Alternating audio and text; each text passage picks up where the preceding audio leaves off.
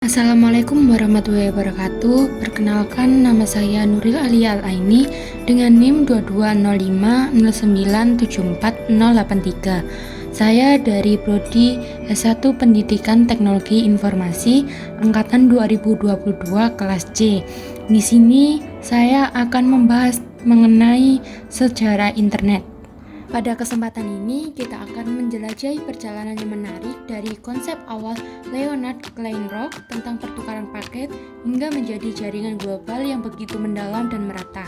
Jadi, tanpa membuang waktu lebih lama, mari kita memahami lebih dalam bagaimana internet menjadi bagian integral dari kehidupan modern kita. Sebelum mempelajari lebih dalam mengenai sejarah internet, alangkah baiknya kita harus mengerti apa pengertian dari internet itu sendiri. Di sini saya akan menjelaskan pengertian dari internet itu adalah jaringan komunikasi global yang menghubungkan komputer dan jaringan komputer di seluruh dunia. Internet yang merupakan singkatan dari Interconnected Network. Standar teknologi pendukung internet yang dipakai secara global bernama Transmission Control Protocol atau Internet Protocol Suite yang biasa disebut dengan TCP atau IP. Setelah mengenal apa itu internet, kita juga harus mengetahui siapa yang pertama kali menemukan internet. Jadi, Kleinrock merupakan seorang insinyur dan juga ilmuwan asal Amerika Serikat yang sudah banyak memberikan kontribusi dalam dunia jaringan. Karya-karyanya yang paling terkenal dan juga signifikan adalah teori pertukaran paket melalui makalahnya yang ditulis pada tahun 1959 dan tahun 1961. Makalah tersebut berisi tentang pertukaran paket yang berkaitan dengan paket teknologi. Kleinrock secara tidak sengaja menciptakan internet dengan memecahkan kode digital menjadi paket terpisah. Ia juga merupakan pelopor dalam jaringan komunikasi digital dan membantu membangun ARPANET. Jaringan pertama yang menerapkan protokol TCP atau IP dan menjadi pondasi teknis internet. Oke, kali ini kita akan membahas mengenai sejarah internet. Pada tahun 1969, pertama kali internet dicetuskan. Pada Oktober 1969, para peneliti di Universitas California di Los Angeles atau disingkat UCLA sedang berupaya untuk mengirimkan data dari satu komputer ke komputer yang lainnya. Kesuksesan pengiriman data yang dilakukan pada penelitian tersebut telah berhasil melahirkan sebuah proyek yang diberi nama Advanced Research Project Agency Network atau disingkat ARPANET.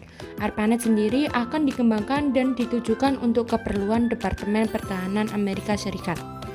Pada tahun 1971, surat elektronik pertama. Pada tahun 1971, orang Amerika Serikat yang bernama Ray Tomlinson untuk kali pertama mengirimkan surat elektronik menggunakan ARPANET. Berkat pengiriman surat elektronik pertama tersebut, dicetuskanlah pengguna simbol @ dalam alamat surel. Hingga sekarang simbol @ sebenarnya digunakan untuk melakukan pemisahan antara nama pengguna dengan jaringan yang sedang digunakan. Kemudian pada tahun 1983 yaitu komunikasi antar jaringan. Pada tahun 1970, Robert Hahn dan Vinton Cerf mengembangkan TCP atau IP atau yang dikenal dengan Transmission Control Protocol atau Internet Protocol sebagai protokol komunikasi untuk memungkinkan pertukaran data antar perangkat komputer dalam satu jaringan.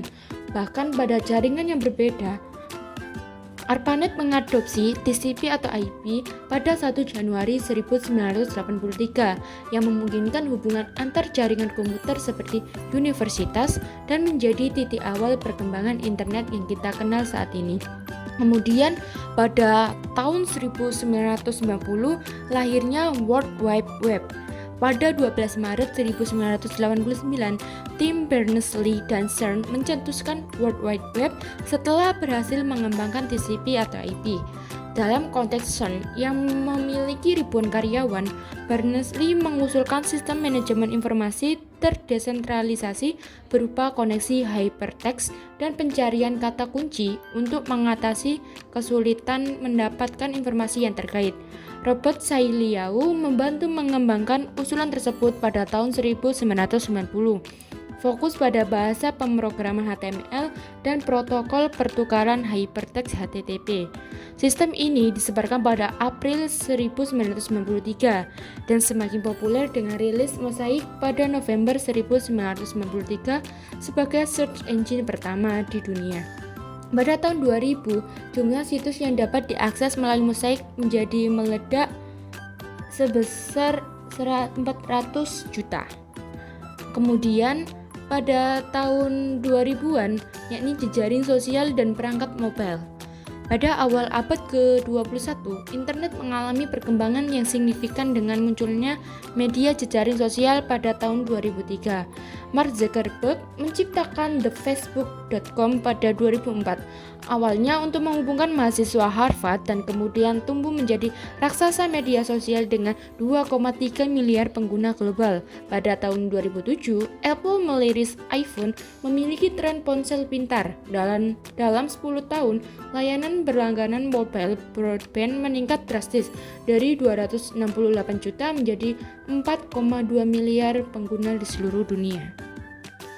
Setelah mengetahui pengertian dan sejarah internet dari proses terbentuknya hingga sekarang, pada bagian ini kita akan mulai membahas secara khusus tentang bagaimana perkembangan dari internet secara global. Apabila dilihat dari segi cakupan, internet sendiri meliputi skala wilayah atau batas tersedianya jangkauan akses pada suatu wilayah tertentu. Sementara itu, berdasarkan transmisi paket data yang digunakan, saat ini proses transmisi data yang dilakukan sudah mengalami perkembangan yang sangat pesat daripada beberapa tahun sebelumnya. Apabila dari segi kecepatan, banyak dari industri teknologi yang melakukan inovasi pada beberapa generasi jaringan, mulai dari 2G sampai 5G. Terakhir, perkembangan internet dapat dilihat dari segi penggunaannya.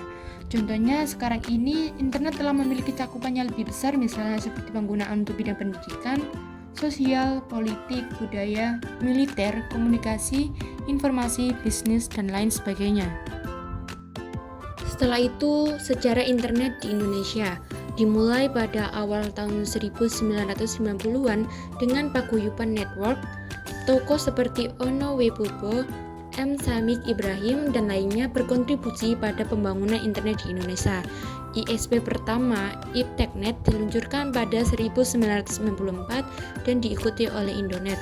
Setelah kita mengetahui tentang sejarah internet, pengertian internet, kemudian perkembangan internet hingga sekarang, setelah itu kita harus mengetahui manfaat internet itu apa saja. Internet memberikan kemudahan bagi setiap orang untuk melakukan banyak hal. Tak hanya anak-anak, namun berbagai kalangan juga sangat terbantu dengan keberadaan internet. Internet telah masuk ke berbagai ranah kehidupan dan memberikan manfaat yang di dalamnya. Lalu, apa saja manfaat internet yang bisa diperoleh di berbagai bidang kehidupan? Yang pertama, yaitu manfaat di bidang pendidikan, yaitu internet membantu peserta didik semua tingkatan termasuk homeschooling. Kemudian akses kejutaan informasi memperluas pengetahuan siswa. Pengembangan keterampilan melalui berbagai fitur internet, kemudian mencari dan menguji keterampilan dengan fitur pencarian dan audio visual. Setelah bidang pendidikan, ada pun di bidang kesehatan. Internet memungkinkan akses mudah ke informasi kesehatan, konsultasi kesehatan online dengan dokter melalui beberapa situs, informasi tentang gaya hidup sehat, pengelolaan kesehatan, makanan, dan rumah sakit. Berbagai sumber untuk menjaga kesehatan tersedia melalui internet. Setelah itu, ada pun manfaat internet di bidang bisnis. Internet memudahkan pebisnis meraih keuntungan finansial, pembuatan website usaha, e-commerce, dan bisnis startup. Bisnis memiliki jangkauan yang lebih luas dan kemungkinan berkembang. Internet juga memberikan peluang bisnis baru, terutama dalam industri kreatif. Setelah melihat manfaat di bidang bisnis, internet juga memberikan manfaat di bidang komunikasi dan informasi. Salah satunya adalah kemudahan berkomunikasi melalui berbagai media, baik audio maupun visual. Akses jutaan informasi melalui mesin pencarian, dan juga komunikasi dengan orang jarak jauh menjadi lebih mudah. Setelah itu, keberadaan e-book memberikan variasi dalam membaca. Nah, itulah beberapa manfaat dari internet. Oke, mungkin itu saja beberapa penjelasannya mengenai tentang pengertian internet, sejarah internet, dan juga perkembangan internet dari masa terdahulu sampai sekarang hingga manfaat internet itu sendiri. Terima kasih atas waktunya.